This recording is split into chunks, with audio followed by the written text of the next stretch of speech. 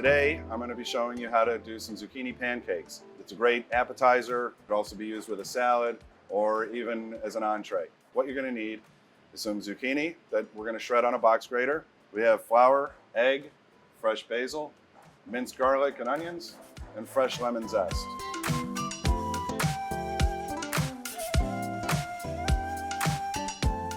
What we're going to try to do is get rid of the extra water.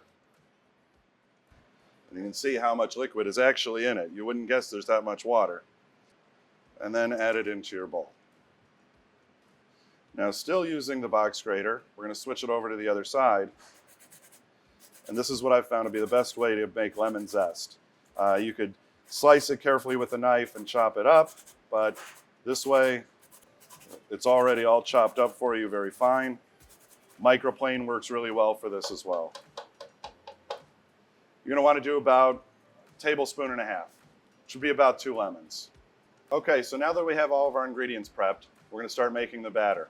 We're going to start with 2 large eggs, and to that we're going to add about 3/4 of a cup of flour.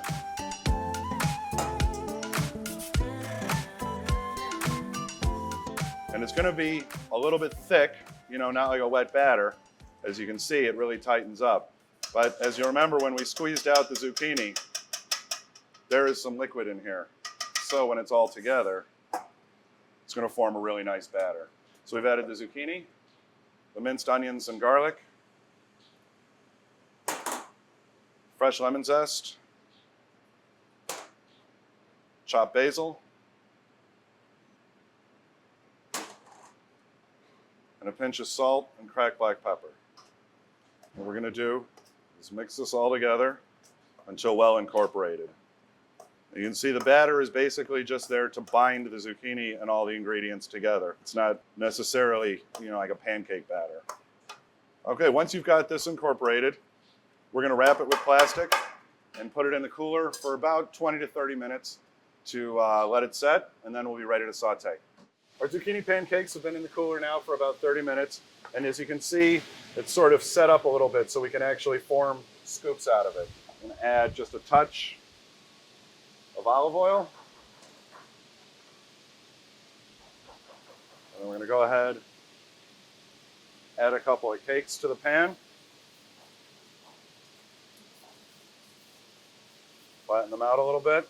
And while it's cooking on this side, what I like to do as an option is to add a little dollop of goat cheese into the middle of your patty. It's going to give you a really nice texture, a little creaminess in the middle, and a real nice flavor. And so you got a nice brown on one side. I'm going to go ahead and let it cook from the other side. Let the goat cheese melt a little bit in the middle. The recipe we made will make about at least a dozen, depending on how big you want.